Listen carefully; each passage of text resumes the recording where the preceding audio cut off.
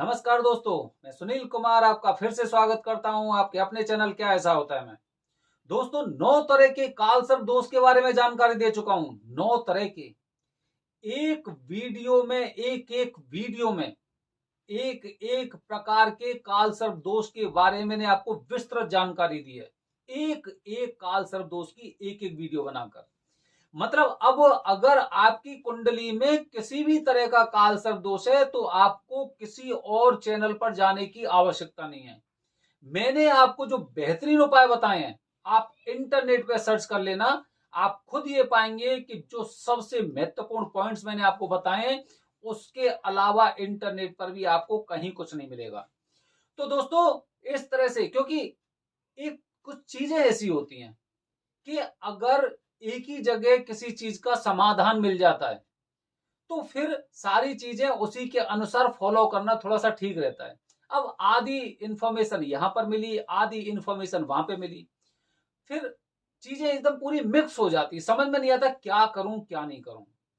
तो इसीलिए मेरा उद्देश्य यही था कि अगर आपकी कुंडली में कालसर्प दोष है तो कम से कम आप इन बातों को समझ जाएं कि मुझे कौन सा काम करना चाहिए, इस कालसर्प दोष से मुक्ति पाने के लिए कौन सा उपाय, वो सारी जानकारी। और मेरा उद्देश्य, जो पूरा मेरा उद्देश्य है वो यही है कि अगर आपकी कुंडली में इस तरह का कोई कालसर्प दोष है तो आप उस वीडियो को देखकर जो उसमें मुक्ति के उपाय बताए गए हैं और जो लक्षण के उपाय बताए गए हैं, बस उन पर आपको गौर करना और चीजों को फॉलो करते रहो, क्योंकि 2 या 3 पॉइंट से ज्यादा मैं, जो मुक्ति के उपाय होते हैं उससे ज्यादा मैं नहीं बताता। आप किसी पंडित के पास जाओगे, जो आसपास आपके पंडित जी होते हैं उनसे पूछेंगे। जैसे कि एक डॉक्टर को भी ले लो आप, एक छोटी सी बीमारी भी होगी तो पूरे अपनी जो उसका वो प्रिस्क्रिप्शन होती है उसे पूरा भर देते हैं, जिससे लगना चाहिए ना कि भाई डॉक्टर साहब हैं हम। बच्चे को, बुजुर्ग को, किसी को अगर खांसी हो रही है, 10 तरह के टेस्ट लिखे होंगे। उसके बाद क्या होगा, 10 तरह की दवाइयां होंगी। कुछ दवाइयां हॉस्पिटल से ले लेना, कुछ दवाइयां मैं बाहर से लिख देता हूं, 3 दिन बाद फिर दोबारा से आना। तो वो अपना उद्देश्य नहीं है। ऐसे अगर आप किसी पंडित जी के पास जाओगे, तुम इस उपाय को भी कर लेना, तो मैं सुबह उठ के ये काम भी करना है, उसके बाद शनिवार को ये वाला काम करना है, बुधवार को ये वाला काम करना है, वो चीज नहीं। उद्देश्य ये है कि सस्ते से सस्ते और अच्छे से अच्छे रास्ते से आपको मुक्ति मिलनी चाहिए उस दोष से, बस अपना उद्देश्य यही है। तो दोस्तों, 10वें तरह का कालसर्प दोष जिसे बोलते हैं घटक, काफी लोग घटक बोलते हैं, काफी लोग घातक भी बोलते हैं, लेकिन अगर दोनों का स्पेलिंग, दोनों की स्पेलिंग आप देखोगे तो एक जैसी है।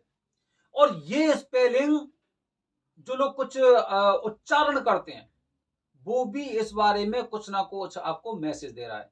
10वें घर में राहु और चौथे घर में केतु जब कुंडली में उपस्थित होता है, और सारे ग्रह या तो इधर या इधर, जैसे कि हर प्रकार के कालसर्प दोष में होता है, तो ये घटक कालसर्प दोष बनता है, जिसे हम लोग नई भाषा में घातक कालसर्प दोष बोलते हैं।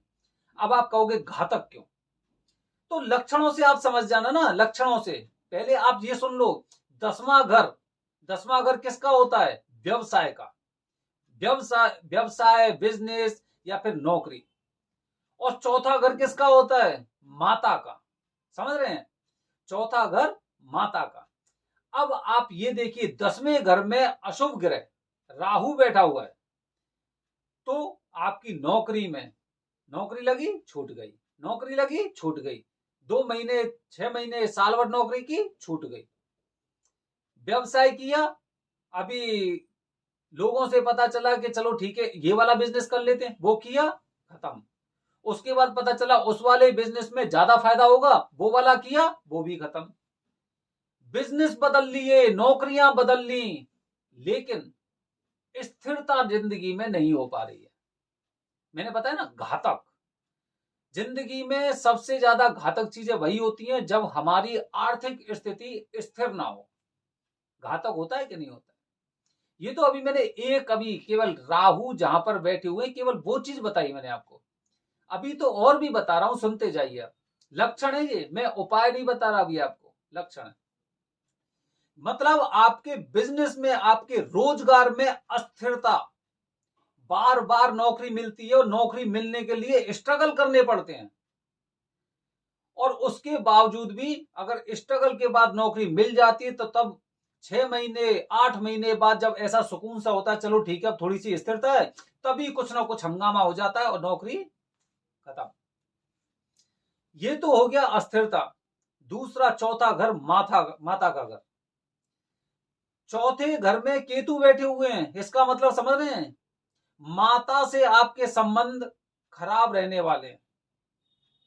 काफी काफी बार कुंडली के माध्यम से यह भी देखा जाता है, जो और ग्रहों की स्थिति के अनुसार, कि हो सकता है बचपन में आपकी माता की मृत्यु हो चुकी होगी, आपकी माता का स्वास्थ्य खराब रहेगा, या फिर आपके और आपकी माता के संबंध पूरी तरह से, मतलब ये मान लो कि बस डटे हुए हैं।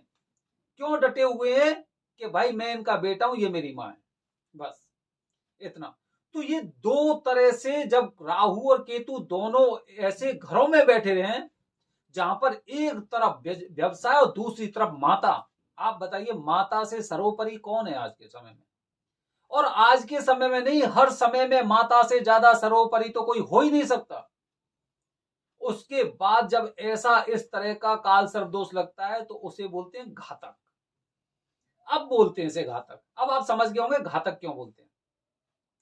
तो दोस्तों, घटक नामक काल सर्प दोष इस तरह से आपकी कुंडली में बनता है जब 10वें भाव में राहु और चौथे भाव में, जो चौथा स्थान है, वहां पर केतु बैठे हुए हैं।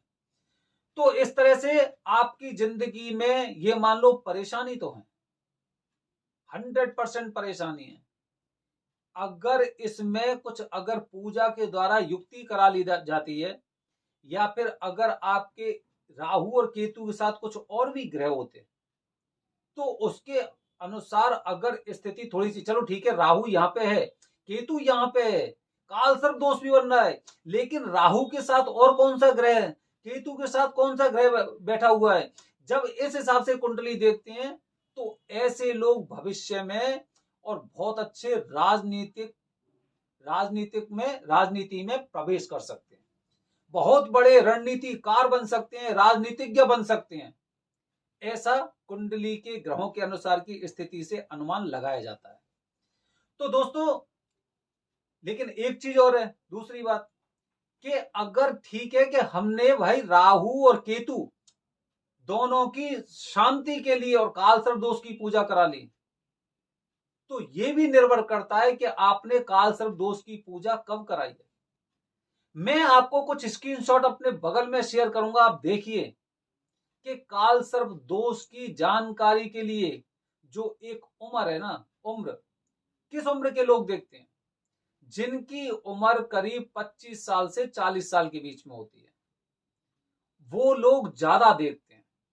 अब आप ये देखिए कि जो 24 से 40 साल के बीच में, ये कौन सा कैरियर, वो एज वो होती है, कौन सा ग्रुप होता है, जब हम अपने बिजनेस को या अपनी नौकरी को एक उड़ान भरने की पूरी तरह से मुद्रा में होते हैं। अब तक तो घर वालों ने पढ़ा दिए, पढ़ लिए, सब काम हो गए, उसके बाद अब स्थिति कहां गई है? स्थिति ये आ गई कि भाई अब हमें जॉब लेकर और एक ऊंची उड़ान भरनी है। उसी समय पता चला कि भाई बच्चे की नौकरी नहीं लग रही, क्या किया जाए? पंडित जी ने बताया कालसर्प दोष है। ये समस्याएं होती हैं कि जब कोई सेना दुश्मन की सेना पर अटैक करने वाली होती है, तब हम लोग अपने टैंक वगैरह को देखते हैं कि इसमें गोला बारूद भरे हुए हैं कि नहीं भरे हुए। ये भी एक बहुत बड़ी वजह है। इसीलिए मैं हर इंसान से कहता हूं कि जैसे आपका छोटा बच्चा हो, थोड़ा सा 8वीं क्लास में 10वीं क्लास तक आप इन सब चीजों को क्लियर कर दो, जिससे कि उसके मार्ग में किसी भी तरह की परेशानी, किसी भी तरह का व्यवधान पैदा ना हो। अब कालसर्प दोष की आपको 24, 25, 30 साल में पता चली, उसके बाद आप पूजा कराओगे नहीं कराओगे, फिर आपके मन में 10 लोग इस तरह की बातें करेंगे, 10 लोग उस तरह की बातें करेंगे, मतलब घूम फिर के आप 35 और 40 वाली एज के पास पहुंच जाओगे और फिर अपने आप को कोसोगे। अगर मैं पहले ही इस काम को करा लेता तो अच्छा रहता। तो दोस्तों, ये होता है घटक नामक कालसर्प दोष। इसमें सब मुक्ति के लिए त्र्यंबकेश्वर में उसी विधि विधान से पूजा कराई जाती है, वैदिक पंडित जी द्वारा, वैदिक विधि से और वैदिक मंत्रों के द्वारा। पूजा कराई जाती है, उससे काल सर्प दोष पूजा और काल सर्प दोष से मुक्ति मिलती है, काल सर्प दोष पूजा के द्वारा। इसके साथ सिर्फ एक उपाय, ऐसे लोगों को सिर्फ एक उपाय बताऊंगा मैं, ज्यादा नहीं बताऊंगा, कि जब आप काल सर्प दोष की पूजा करा के आ जाओ, जब काल सर्प दोष की पूजा करा के आ जाओ, तो जो 40 दिन के नियम होते हैं, 40 दिन तक आपको लगातार भगवान शिव पर जल अर्पित करना है। 40 दिन तक लगातार आपके 40 दिन के नियम भी पूरे होते रहेंगे और 40 दिन तक आपको भगवान शिव पर जल भी अर्पित करना है। यह आपको विशेष रूप से ध्यान रखना है। केवल यही समाधान है और कोई समाधान नहीं है। मुक्ति, शांति तो आप शांति के लिए आप और दूसरे वीडियो दे सकते हैं, लेकिन मुक्ति के लिए केवल यही है और इसके अलावा कोई चीज नहीं है। भगवान शिव पर, भोलेनाथ जी पर आपको नियमित रूप से 40 दिनों तक जल अर्पित करना है और उसके बाद जैसे ही 40 दिन आपके पूरे हो जाते हैं, उसके बाद अगर आप चाहें तो इसे कंटिन्यू रख सकते हैं, अन्यथा आप सोमवार वाले दिन तो अवश्य जल अर्पित करें और सावन के सोमवार में व्रत भी आपको अवश्य करना चाहिए। दोस्तों, ये मैंने आपको जानकारी दी है घातक कालसर्प दोष के बारे में। मेरी आने वाली वीडियो में 11वां कालसर्प दोष, उसके बारे में जानकारी आपको कल दूंगा। तब तक बने रहिए हमारे चैनल के साथ। धन्यवाद दोस्तों। जय हिंद, जय भारत, हर हर महादेव।